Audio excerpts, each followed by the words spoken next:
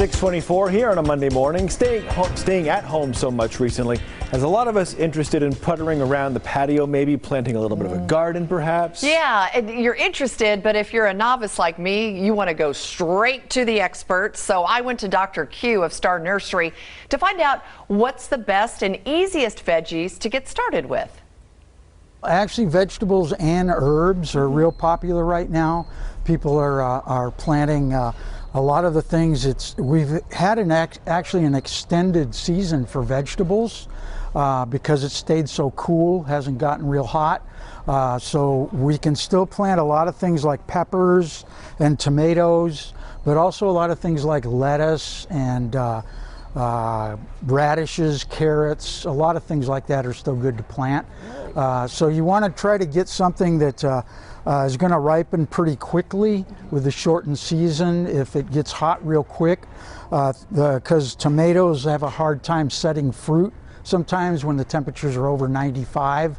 So if we can get them in now, you'll have fruit probably within the next between 55 and 90 days, depending on the varieties. The good thing is if you get indeterminate varieties that continue to blossom and produce fruit all season long, you can just cut those back after the summer a little bit, and they'll continue producing fruit in the fall. Well, if indeterminate is Greek to you, like it was to me, that means a plant that keeps producing randomly as long as it produces blooms. A determinate variety matures to one big crop and then it's done. So which producers do Dr. Q pick? Best varieties are things like Early Girl, Celebrity, Hawaiian are good. Heat Wave is a good one. And then you're really best getting a quicker ripening off of the smaller varieties. I'd stay away from the large varieties because they take longer to produce and ripen, and you might run into that hot season where it'll actually sunburn them. You don't want sunburned tomatoes. So the Star Nursery website, it's starnursery.com, stuffed with great gardening information.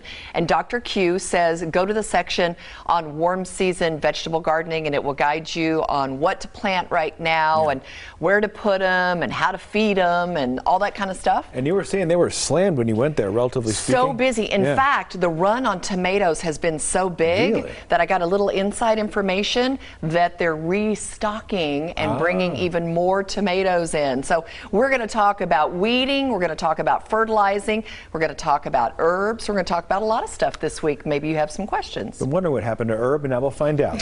Coming up next year on Good Day Las Vegas.